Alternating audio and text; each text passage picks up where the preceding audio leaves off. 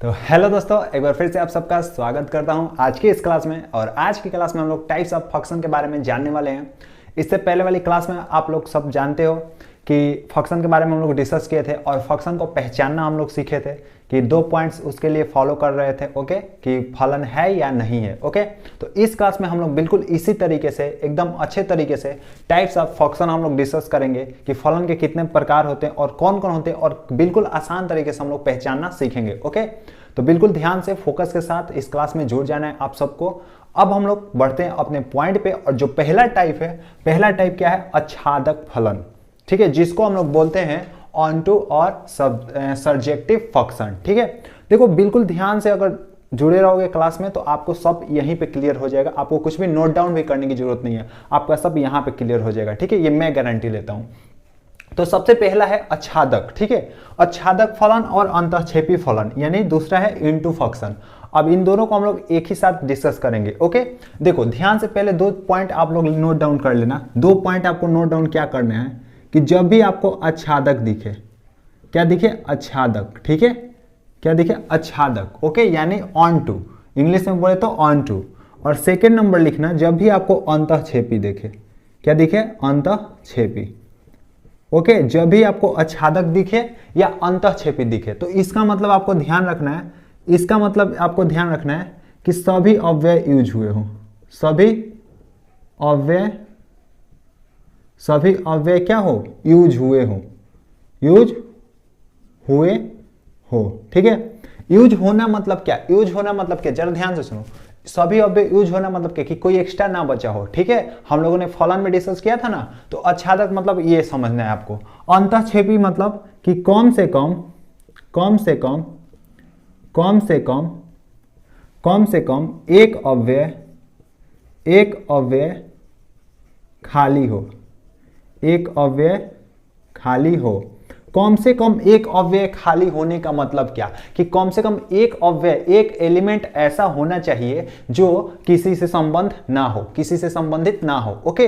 तो इन दोनों पॉइंट को आपको ध्यान में रखना है। इस तरह से आपको बहुत चीजें क्लियर हो जाएंगी। मतलब इन दोनों को अगर समझ गए ना आप, तो फंक्शन के जितने भी टाइप्स हैं आप आसानी तरीके से समझ जाओगे। देखो ध्यान से, पहला है आच्छादक। आच्छादक के लिए हम 2 सेट लेते हैं, जरा ध्यान देते हैं।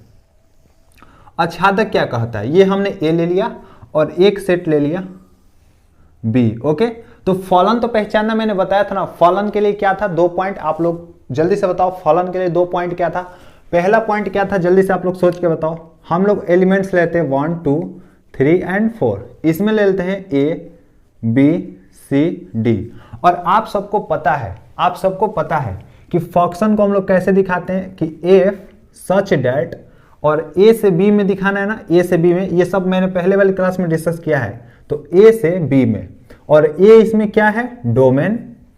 ए क्या है? डोमेन, है ना, जिसमें ये एलिमेंट है। और बी क्या है? कोडोमेन, ठीक है। बी क्या है? कोडोमेन। तो ये सब बिल्कुल आसान तरीके से आपको क्लियर होगा, ओके।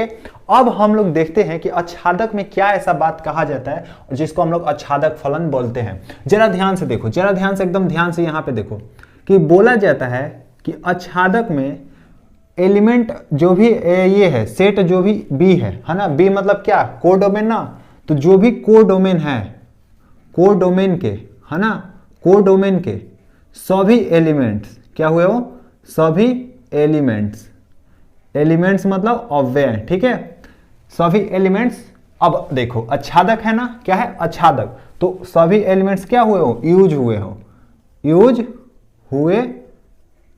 आप लोग लिख लेना, ठीक है, मैं ऐसे लिख देता हूं, ओके।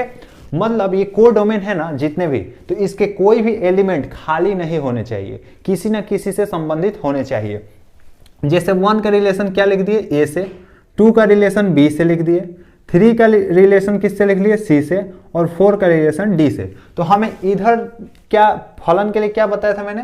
कि ए में जितने भी एलिमेंट है वो सभी का यूज हुआ हो और कोई एक्स्ट्रा ना बचाओ, और एक का यूज एक पे हुआ हो, ठीक है। देखो एक से कोई एक ही तीर निकल रहा है ना सबसे, तो ये फलन तो है। अब आच्छादक मतलब क्या? कि बी देखो, आच्छादक के लिए बी देखोगे, यानी ए बी सी डी जितने भी एलिमेंट है सबका संबंध है किसी से?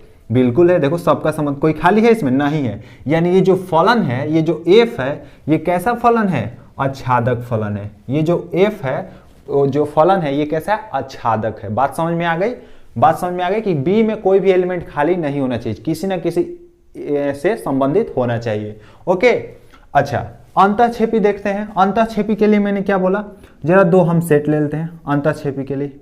ये हमारा ए हो गया और ये हमारा बी हो गया, राइट। ये हमारा ए हो गया और बी हो गया।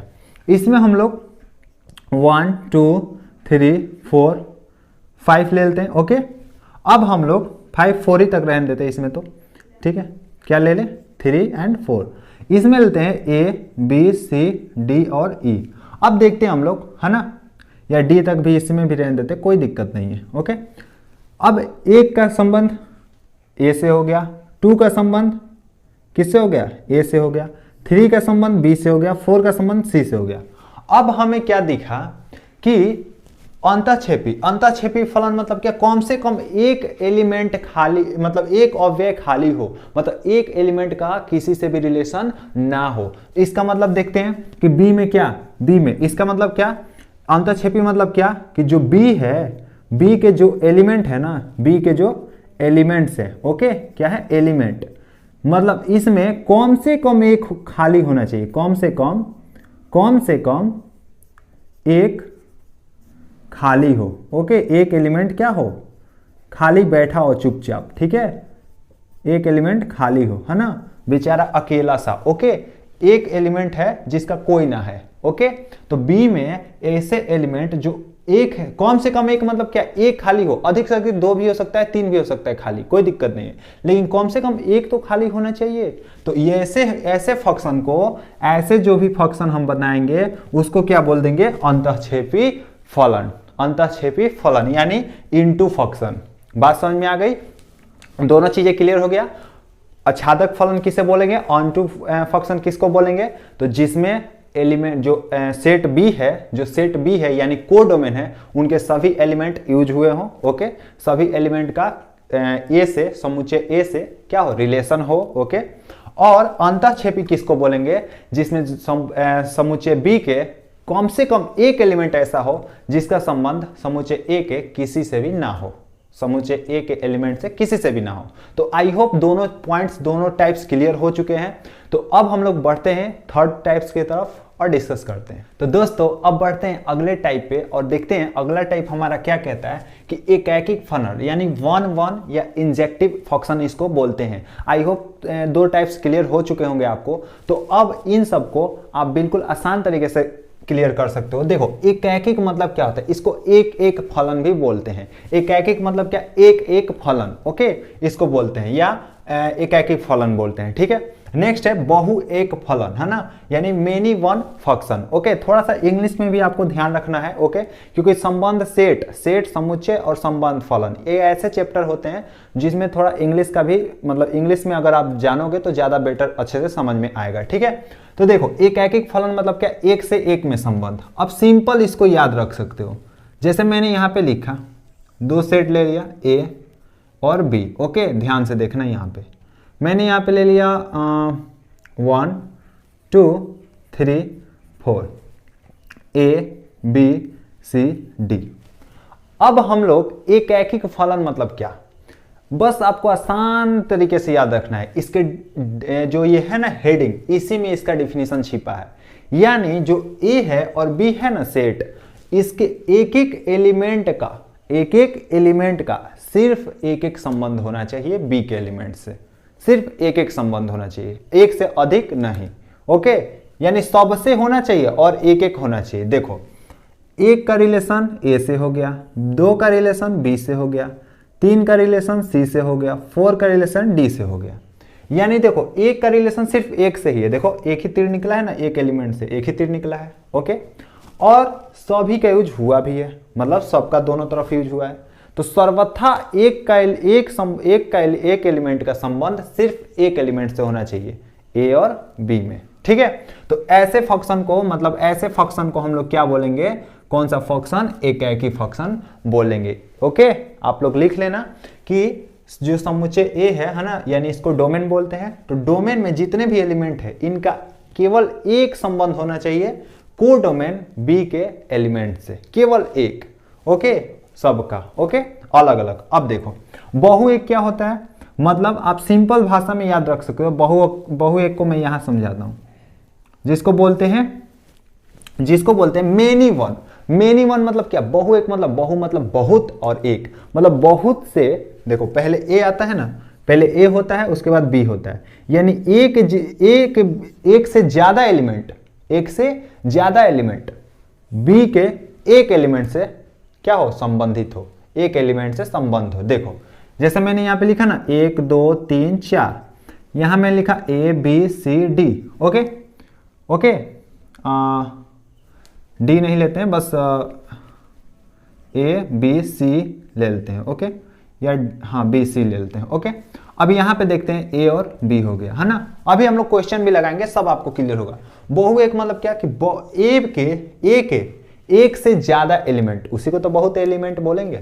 ओके, एक के एक से ज्यादा एलिमेंट, जैसे 1 का रिलेशन किससे हो गया, ए से, 2 का रिलेशन ए से, ठीक है, 1 का रिलेशन ए से, 2 का रिलेशन ए से, 3 का रिलेशन बी से और 4 का रिलेशन सी से।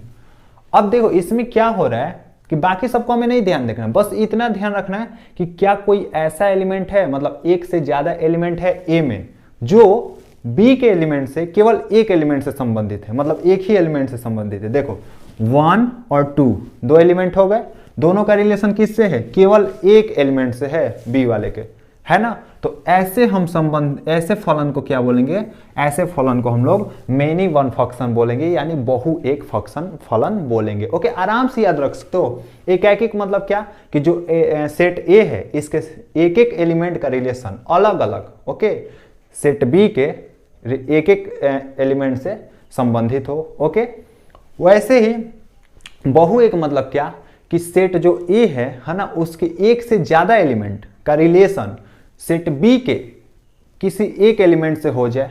ओके, किसी एक एलिमेंट से, देखो एक से ज्यादा एलिमेंट का रिलेशन एक ही से हो गया है, ए से हो गया है। ओके, और बाकी का रिलेशन जैसे रहे उससे मतलब नहीं है। ओके, मतलब एक एक का रिलेशन रहे। बात समझ में आ गई? तो आई होप क्लियर हो गया होगा बहु एक। जैसे एक और एग्जांपल आप ले सकते हो, जैसे मैंने यहाँ पे लिखा ए, जैसे 1 2 3 यहाँ पे मैंने लिखा और यहाँ पे लिखा ए बी। ओके, या सिर्फ ए लिख दिया मैंने, मान लो ए सिर्फ, तो इन तीनों का रिलेशन किससे है, ए से है। यानी क्या, देखो ए के जितने भी एलिमेंट है, इनका सबका रिलेशन बी के केवल एक ही एलिमेंट से है। तो ये क्या हो जाएगा, बहु एक फंक्शन हो जाएगा, यानी मेनी वन फंक्शन हो जाएगा। आई होप क्लियर हो गया होगा आपको मेनी वन फंक्शन क्या होता है। इन चीजों को क्लियर हो गया तो अब हम लोग इससे कुछ क्वेश्चन लगाते हैं और इन सबको क्लियर करते हैं और अच्छे से। तो दोस्तों आपके सामने कुछ क्वेश्चंस मैंने रख दिया है। ओके, और आपको इसमें से बताना है कि कौन सा टाइप है फलन का, कौन सा ये टाइप है। ओके, आपको सभी चेक कर करके जो भी इस क्लास में आप लोगों ने पढ़ा। ओके, तो पहले फिर बढ़ते हैं और पहले को बताते हैं कि पहला टाइप कौन सा है। ओके, चारों में से। ओके, तो देखो सबसे पहले हम लोग क्या देखेंगे कि फलन तो सभी है। ओके, फलन चेक करना मैंने बताया है। तो ये मान लो F1 रिलेशन है, तो सबसे पहले हम लोग देखते हैं कि बी के एलिमेंट कुछ खाली है क्या, कोई खाली है क्या।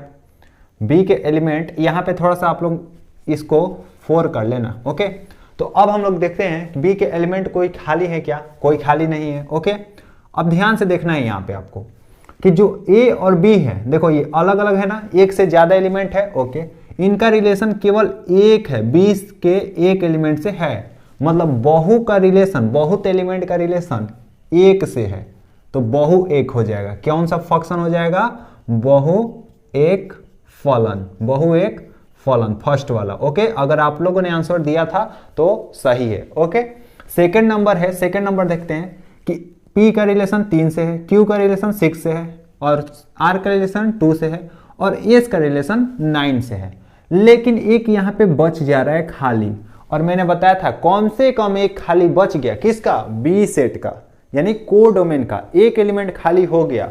तो तुरंत हम लोग क्या कर देंगे, अंतःक्षेपी फलन।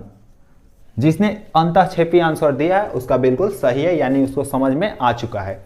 अब हम लोग 3 नंबर पे देखते हैं। 3 नंबर क्या है, 4 का रिलेशन 16 से है, 6 का रिलेशन 36 से, 9 का रिलेशन 81 से और 7 का रिलेशन 49 से। तो बी में कोई बचा भी नहीं है और सबका रिलेशन देखो, 4 का रिलेशन केवल 1 से है, 6 का रिलेशन केवल 1 से है, 9 का रिलेशन केवल 1 से है, यानी सबका रिलेशन केवल 1 से है। मतलब एक एलिमेंट का रिलेशन एक एलिमेंट से है, यानी एक एक फलन, ये क्या हो जाएगा, एक एक फलन यानी एकाकी फलन, है ना, 1 1 फंक्शन। ओके, आई होप आपको क्लियर हो रहा होगा। तो 3 नंबर का एकाकी फंक्शन हो जाएगा, एकाकी फलन। 4th नंबर देखते हैं, 4th नंबर क्या होगा। 4th नंबर क्या है, जरा ध्यान से देखो, ये क्या है, 3 है, 3 का रिलेशन सी से है, 6 का रिलेशन ए से है, 9 का रिलेशन बी से है, और ये 12 का रिलेशन किससे है, डी से है। तो देखो एक एक का रिलेशन किससे है, एक एक से है।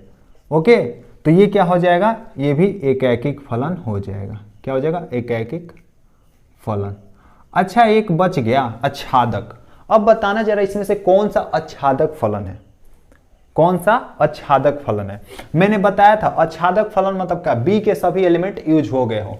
तो देखो किसमें किसमें बी के सभी एलिमेंट यूज हो गए हैं, देखना जरा, इसमें यूज हो गए हैं, क्या है, इसमें यूज हो गए हैं ना, तो ये आच्छादक भी हो जाएगा। इसमें यूज हुए हैं, नहीं है, तो ये आच्छादक नहीं है।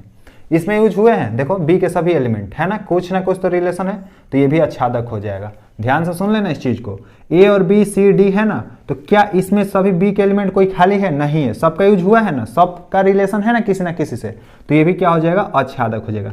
यानी सिर्फ इसको छोड़ के, सेकंड नंबर को छोड़ के तीनों क्या है, आच्छादक भी है। और आगे के जो भी पॉइंट्स हम लोग डिस्कस करेंगे ना, अभी उन सबको बोलेंगे कि अगर आच्छादक भी हो गया तो फिर नाम अलग हो जाएगा। ठीक है, तो आगे की क्लास में हम लोग आगे के टाइप्स डिस्कस करेंगे। आई होप आज की क्लास में सब कुछ आपको क्लियर हुआ होगा।